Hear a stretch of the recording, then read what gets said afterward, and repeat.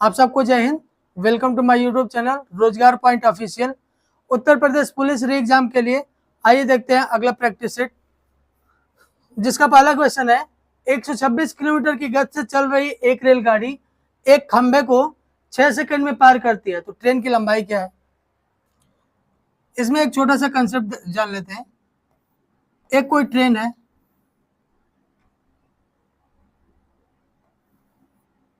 ये खंभा है, ये ट्रेन मान लेते हैं इसकी लंबाई L है।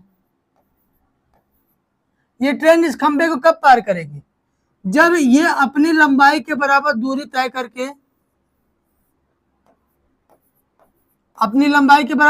करेगी, तब जाके इस खंभे को क्या कर पाएगी?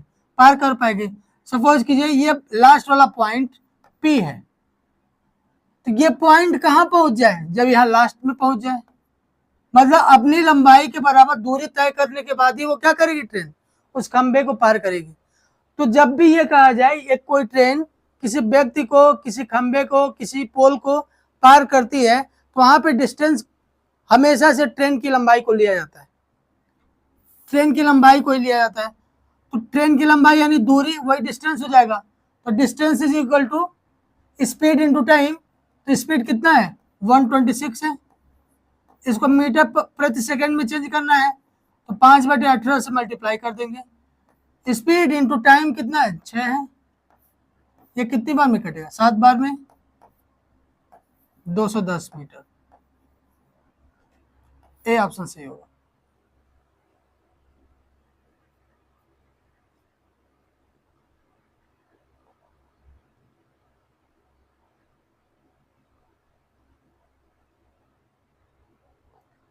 दूसरा क्या दिया हुआ है? दो संख्याओं 960 और 1020 का महत्तम समापवर्तक क्या है? महत्तम समापवर्तक सबसे पहले जान लेते हैं क्या होता है। महत्तम समापवर्तक ऐसी संख्या, ऐसी या फिर ऐसी अधिकतम संख्या जो दोनों संख्याओं में कॉमन हो। ऐसी अधिकतम संख्या जो दोनों संख्याओं में कॉमन हो। देखिए छोटी सी चीज समझ लीजिए, 6 जो है 2 और 3 से मिलकर बनी हुई है। 6 2 और 3 से मिलकर बनी हुई है, तो ये निश्चित तौर पे जिनसे मिलकर बनी हुई है उनसे डिवाइड भी होगी, यानी 6 2 से भी डिवाइड होगी और 6 3 से भी डिवाइड होगी। कोई भी संख्या जिनसे मिलकर बनी होती है उनसे डिवाइड भी होती है। तो सेम यहाँ पे अप्लाई करेंगे यही कंसेप्ट। 960 जो है और 120, इन दोनों संख्या का जो HCF आएगा, HCF मतलब अधिकतम जो कॉमन होगा, वो इसमें भी निहित होगा, इसमें भी निहित होगा। जो संख्या होगी वो इसमें भी निहित होगी, मतलब इसमें भी होगी और इसमें भी होगी। तो निश्चित तौर पे वो संख्या से ये भी विभाजित हो जाएगा और ये भी विभाजित हो जाएगा। तो इसको सॉल्व करते हैं। पहला मेथड जो है ऑप्शन से सॉल्व करते हैं। 40 से इसको विभाजित करें, 40 से ये कटेगा 24 बार में जाएगा, लेकिन 40 से 1020 नहीं कटेगा, कंप्लीटली नहीं कटेगा। तो ये पहला ऑप्शन रॉन्ग हो गया। दूसरा ऑप्शन क्या करते हैं? 120 से इसमें डिवाइड करें, कितनी बार में जाएगा?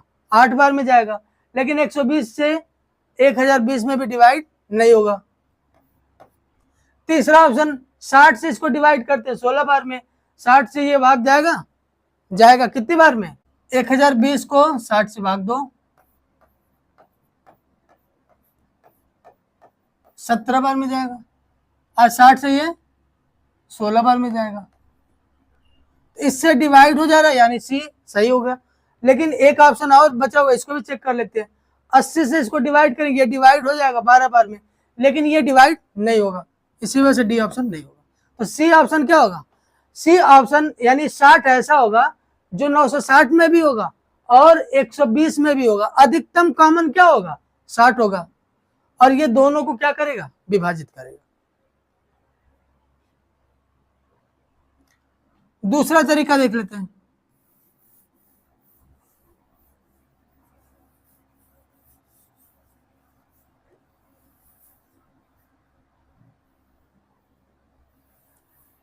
सेकेंड मेथड है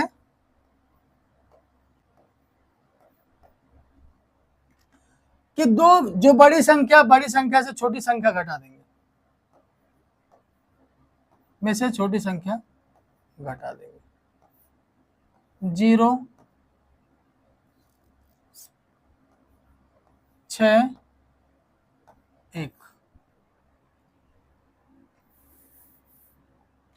देखिए दूसरा मेथड क्या होगा, बड़ी संख्या से छोटी संख्या घटा देंगे तो 60 आएगा। कितना आएगा? 60 आएगा। तो जो संख्या होगी या तो 60 होगी, मतलब महत्तम समापवर्तक, या फिर उसका मल्टीपल होगी। ये संख्या या तो 60 होगी या तो उसका मल्टीपल होगी। यहाँ पे तो एकदम 60 निकल के आ जा रहा है। 60 ऐसा है नंबर है जो दोनों में क्या है, कॉमन है।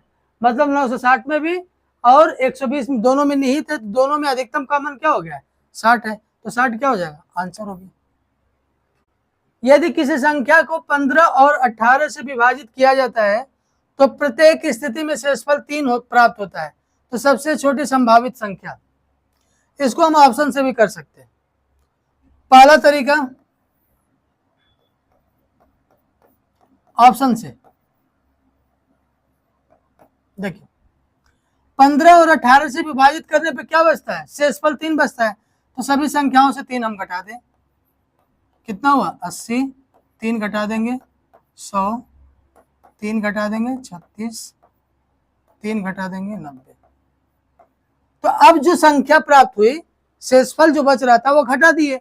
अब जो संख्या होगी वो 15 और 18 से क्या होनी चाहिए, विभाजित होनी चाहिए। तो 80 15 से विभाजित है, नहीं। 100 15 से विभाजित है, नहीं है। 36 15 से विभाजित है, नहीं है। 90 15 से विभाजित है। 18 से विभाजित है। डी ऑप्शन क्या हो जाएगा, सही हो जाएगा। जो शेषफल बच रहा है उसको घटा देंगे उस संख्या से। जब वो घटा देंगे शेषफल, तो वो संख्या 15 और 18 से निश्चित तौर पर क्या होगी, विभाजित हो जाएगी। दूसरा तरीका क्या है, सेकंड मेथड। दूसरा तरीका है, दूसरा तरीका देख लीजिए कि इन दोनों का एलसीएम निकाल लो।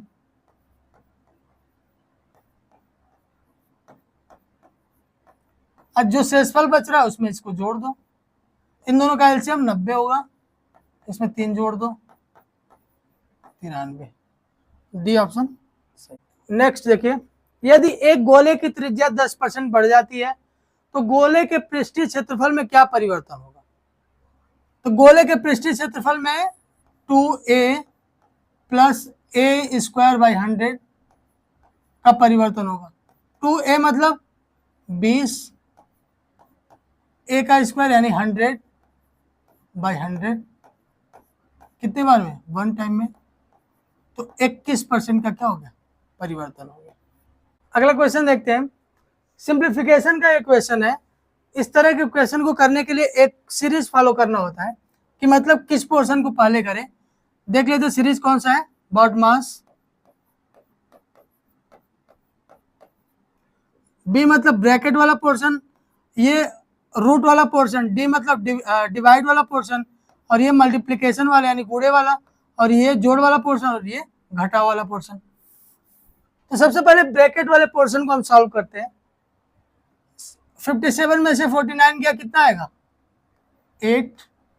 ये डिवाइड करना किससे, 2 से, कितना आएगा आंसर 4। यानी यहां से यहां तक की वैल्यू कितनी आ गई, 4। और फिर इस पोर्शन में आते हैं। 85 - 60 ये कितना आएगा 25। इसको किससे डिवाइड करना, 5 से, तो कितना आएगा 5। यहां से यहां तक की वैल्यू कितनी हो गई, 5 हो गई। अब यहां देखते हैं 28 - 19 9 आएगा। 9 को डिवाइड करें 3 से, कितना आएगा 3 आएगा। ये पोर्शन कितना हो गया 3। अब यहां से सॉल्व करते हैं। 72 डिवाइड बाई 8 इंटू ब्रैकेट में कितना दिया हुआ है 4 + 5 - 3, क्योंकि इसकी वैल्यू 4 है, इसकी वैल्यू 5 है। 4 + 5 क्योंकि यहाँ प्लस दिया हुआ है, माइनस है कितना इसकी वैल्यू 3 है। 72 डिवाइड बाई 8 इंटू ये कितना हो गया 6 हो गया। अब इसमें क्या करेंगे, डिवाइड करेंगे, कितना आएगा 9 इंटू 6 यानी कि 54। सी ऑप्शन सही है।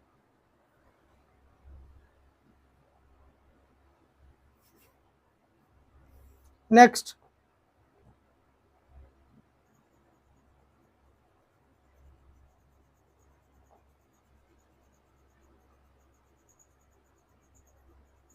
दिया है 12%, 15% और 18% की क्रमिक छूट x% की एकल छूट के बराबर है, तो बताइए कि x का मान कितना है। जब भी एकल छूट की बात करेगा 3 का, तो हम इस फार्मूले पे रखेंगे a plus B plus C plus A B plus B C plus C A upon 100 plus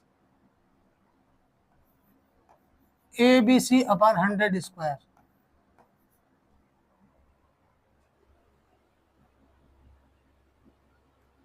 इसमें रखेंगे, पुट करेंगे वैल्यू।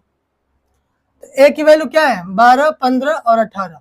12 और 18 30, 30 15 45 हो गया। प्लस ए बी की वैल्यू 12 और 15 180।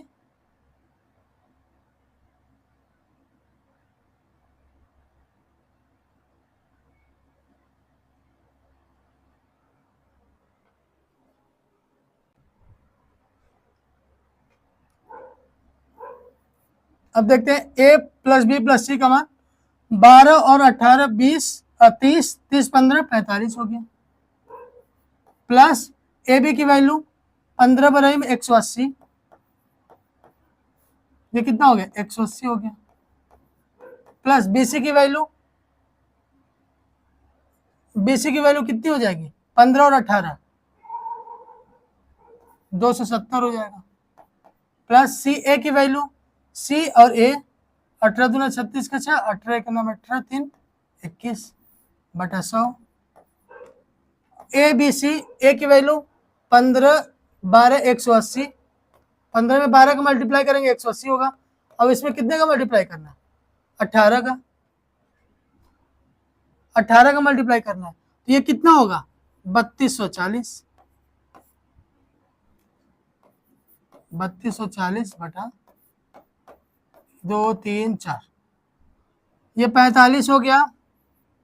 प्लस इसको जोड़ेंगे 6 0 6 हो गया, 1 7 8 8 16 का 6, 2 2 4 1 5 1 6 बटा 100। प्लस 1 0 से 1 0 कैंसिल, कितना जीरो है 3 जीरो है, तो 3 अंक के बाद दशमलव लगा देंगे, 0.3 2 4। यहाँ पे 2 अंक के बाद दशमलव लगा देंगे, यानी यहाँ पे होगा, यानी इसको हम लोग क्या लिख सकते हैं 6.66। अब इसको हम लोग जोड़ देंगे, 45 लिख दिए, 45 के बाद दशमलव लगा दो जितना भी लगाना है, और यहाँ पे दशमलव के जस्ट नीचे दशमलव होगा, दशमलव के पहले क्या है 6 6 लिख देंगे, दशमलव के बाद क्या है 6 और 6 दिया हुआ है। फिर दशमलव के जस्ट नीचे दशमलव लगाएंगे, दशमलव के पहले कुछ नहीं है तो 0 लिख देंगे, दशमलव के बाद क्या है 3 2 4 है, ये 4 हो गया 8 हो गया 9 हो गया दशमलव 6 5 11 के 1 4 1।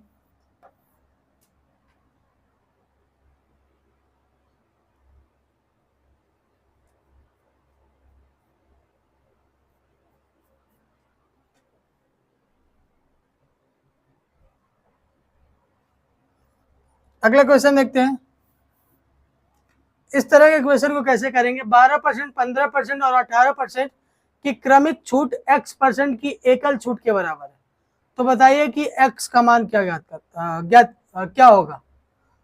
तो इसका एक फार्मूला है, इसको लगा लीजिएगा, a plus B plus C minus A B plus B C plus C A upon 100 plus A B C upon 100 का square. A plus B plus C की वैल्यू क्या होगी, 18 12 30 15 45 हो जाएगी, माइनस ए बी की वैल्यू 15 12 180 हो जाएगा, plus B सी की वैल्यू 270 हो जाएगा, मल्टीप्लाई करेंगे, प्लस सी ए की वैल्यू 216 हो जाएगा बटा 100, प्लस ए बी सी 15 12 180, 180 में 18 को मल्टीप्लाई करेंगे 32 40 बटा 100 का स्क्वायर, 3 4 0 से 0 कैंसिल, यहाँ पे क्या हो गया 45 हो गया, माइनस इसको जब कैलकुलेट करेंगे तो 666 आएगा बटा 100, प्लस ये 324 अपान 1000 दिया हुआ है, तो ये 45 हो गया, माइनस हो गया, 2 जीरो है तो 2 अंक के बाद दशमलव लग जाएगा, 6.66 प्लस कितना जीरो है, 3 जीरो है, 3 जीरो के बाद दशमलव लग जाएगा 0.324। अब इसको जोड़ लेंगे, कितना आएगा 45.324, इन दोनों को जोड़ने के बाद कितना आ गया 45.324, उसमें से 6.66 घटाना है तो घटा दें, जहाँ खाली है वहाँ 0 बढ़ा दें, ये क्या हो गया 4 हो गया, 12 में से 6 गया 6, फिर 12 में से 6 गया 6, यहाँ पे कितना बचा 4, 14, 14 में से 6 गया 8, 38.664,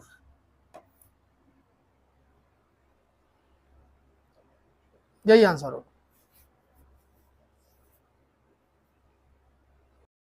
यहाँ पे दिया हुआ है 4500 की धनराशि कितनी वार्षिक साधारण ब्याज दर पर 4 वर्षों के बाद 5310 हो जाएगी। साधारण ब्याज पे बोला है 5310 हो जाएगी, कितना है मूलधन 4500, मिश्र धन कितना है 5310, 4500 क्या कर देंगे माइनस कर देंगे, 0 1 15 13 में से 5 गया 8, तो मूल इसका साधारण ब्याज कितना आया 810 आया, तो साधारण ब्याज बराबर क्या होता है PRT/100, SI की वैल्यू कितनी है 810, P की वैल्यू कितनी हो गई 4500, R की वैल्यू कितनी दी हुई है निकालना है, फाइंड आउट करना है, T की वैल्यू 4 बटा 100, इससे क्या हो गया कैंसिल हो गया 0 से 0, 9 5 45 9 9 1 5 18 बार में कटा, आर की वैल्यू क्या हो गई 18 बटा 4, 4 चौक 16 4 25 20, 4.5%, ये ऑप्शन सही है। 36 और 12 के तीसरे अनुपातिक का वर्ग कितना है, इसको ए मान लेते हैं, इसको बी मान लेते हैं, तीसरे अनुपातिक का वर्ग कितना है, तीसरा अनुपातिक मान लेते हैं सी है, तो सी इज इक्वल टू होता है B square by A, B square by A, तो बी की वैल्यू कितना है 12, 12 का स्क्वायर यानी 12 इंटू 12 अपन ए की वैल्यू कितनी है 36, तो 3 बार में कटेगा, ये कितनी बार में कटेगा 4 बार में, तो सी का मान 4 आ गया। तो बोल रहा है तीसरे अनुपातिक का वर्ग कितना है, तो 4 का वर्ग पूछ रहा है, तो कितना हो जाएगा 16। राम ने अपने साप्ताहिक वेतन का 5/8 भाग किराए पर, शेष का 1/3 भाग भोजन पर खर्च करता है, जबकि 40 अन्य खर्चों के लिए उपलब्ध था। राम का साप्ताहिक वेतन कितना है, जब भी फ्रैक्शन में दिया हो कि इतना भाग उस पर खर्च हुआ, इतना भाग उस पर खर्च हुआ, तब हम क्या करेंगे, जो फ्रैक्शन का डिनोमिनेटर यानी हर होता है उनका एलसीएम ले लेंगे, एलसीएम ले लेंगे किसका 3 और 8 का, अगर 3 फ्रैक्शन होता तो तीनों के डिनोमिनेटर का क्या लेते हैं एलसीएम ले लेते, कितना आएगा 24 आएगा। तो मान लेते हैं टोटल वेतन कितना है 24 मान लेंगे, जो एलसीएम आएगा वही मान लेंगे, इसका साप्ताहिक वेतन टोटल कितना है 24 है। अब यहाँ पे क्या बोल रहा है 5/8 भाग किराए पे खर्च कर देता है, तो 24 का 5/8 भाग क्या होगा 8 से 3 बार में जाएगा, ये 15 हो जाएगा, 1/3 भाग, अब देखिए 15 भाग हो गया, 24 भाग है टोटल, 24 भाग में से 15 भाग किस पे चला गया, किराए पे चला गया। बोल रहा है शेष का 1/3 भाग।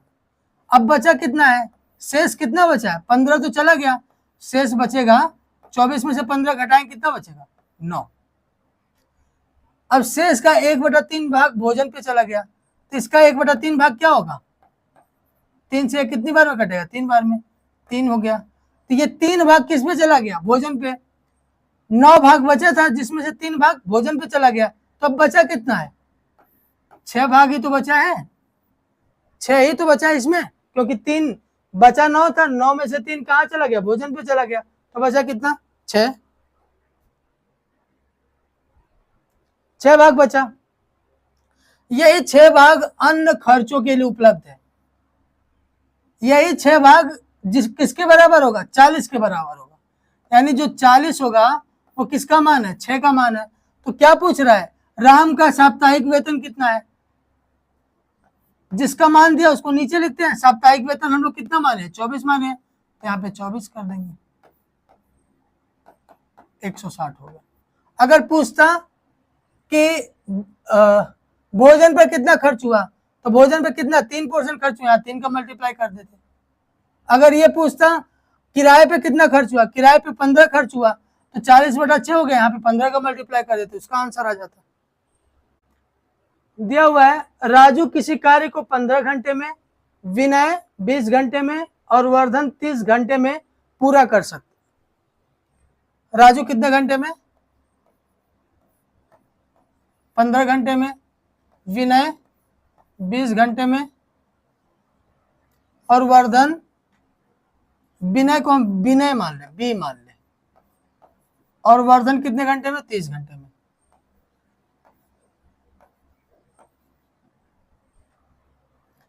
यदि वे एक साथ काम करते हैं और उन्हें कार्य के लिए 7200 रुपए का भुगतान किया जाता है, तो विनय को कितनी राशि मिलेगी। जब भी मजदूरी की बात होगी, जब भी मजदूरी की बात होगी, तो हमेशा मजदूरी उनके क्षमता के अनुपात में बटेगा।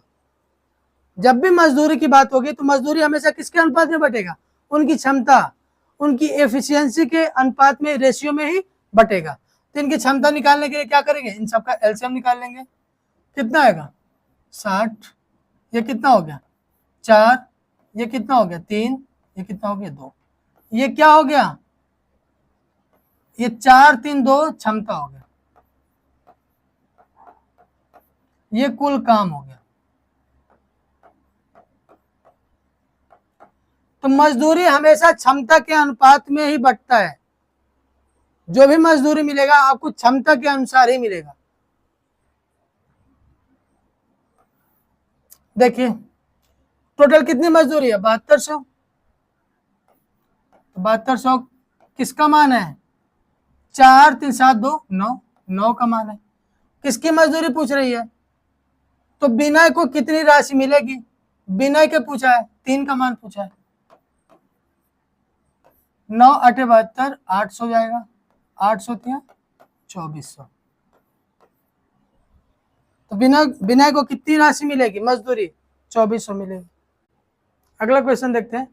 एक व्यक्ति स्थान ए से बी तक 30 किलोमीटर प्रति घंटे की गति से और बी से सी तक 45 किलोमीटर प्रति घंटे की गति से यात्रा करता है। पूरी यात्रा में उसकी औसत गति 40 किलोमीटर प्रति घंटा थी। तो ए बी और बी सी का अनुपात ज्ञात करना है, मतलब दूरी का अनुपात ज्ञात करना है। जैसे ए से बी गया और बी से सी गया। ए से बी कितने किलोमीटर प्रति घंटे से, 30 किलोमीटर प्रति घंटे से। बी से सी 45 किलोमीटर प्रति घंटे से।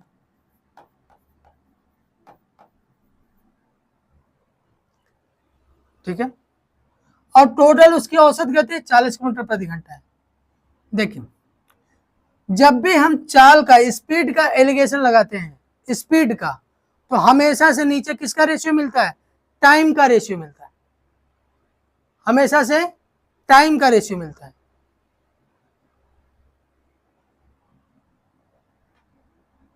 यहां पे दिया हुआ क्या, ए से बी तक 30 किलोमीटर प्रति घंटा, अब बी से सी तक 45 किलोमीटर प्रति घंटा। और उसकी औसत गति कितनी है 40 किलोमीटर प्रति घंटा। तो 40 में से 30 गया 10 बचा, 45 में से 10 गया 5 बचा, 1 और 2। जब भी स्पीड का एलिगेशन लगाएंगे तो हमेशा नीचे किसका अनुपात आएगा, रेशियो आएगा, समय का रेशियो आएगा, हमेशा से समय का रेशियो आएगा। अब देखिए पूछ रहा है ए बी दूरी और बी सी दूरी का अनुपात ज्ञात कीजिए। तो A B upon B C दूरी इज इक्वल टू चाल इंटू समय। ए से बी तक चाल कितना है 3 है, समय कितना है 1 है, यानी 30 इंटू 1 बटा बी से सी तक चाल कितना है 45 है, समय कितना है 2 है, 15 दूना 30, 15 तिया 45, 2 से 2 कैंसिल, 1/3, 1/3 आंसर आ जाएगा। डी ऑप्शन सही है। अगला क्वेश्चन देखते हैं। राखी अपनी दुकान पर सभी वस्तुओं पर 30% की छूट प्रदान करती है और फिर भी 12% का लाभ प्राप्त करती है। तो 280 रुपए पर अंकित एक वस्तु का क्रय मूल्य क्या होगा। जब भी इस तरह का प्रश्न दे, 30% का छूट देने पे 20% का लाभ हो या फिर 40% का छूट देने पे 15% का लाभ हो, तो हमेशा से एक रेशियो याद रखिएगा, क्रय मूल्य और अंकित मूल्य का रेशियो क्या होता है 100 माइनस डी, और ये 100 प्लस माइनस पी या एल। प्रॉफिट होगा तो जोड़ देंगे, लॉस होगा तो घटा देंगे। 100 माइनस डी कितना छूट है 30% है, तो 100 में से 30 घटाएंगे कितना आएगा 70%। लाभ कितना है 12%, तो 100 में 12 जोड़ेंगे कितना हो जाएगा 112। 7 से काटेंगे 10 बार में जाएगा 16 बार में। अब क्या दिया हुआ है, यदि 280 रुपए पर अंकित, यानी अंकित मूल्य कितना दिया हुआ है 280, तो 280 किसका मान है 16 का मान है। क्या पूछ रहा है, वस्तु का क्रय मूल्य क्या है, क्रय मूल्य कितना है 10 है। 4 बार में, 4 से 4 बार में ये 70 बार में कितना आया 700/4। तो 4 एकनम 4, 3 बचा, 4 7 28, 4 5 20, 175।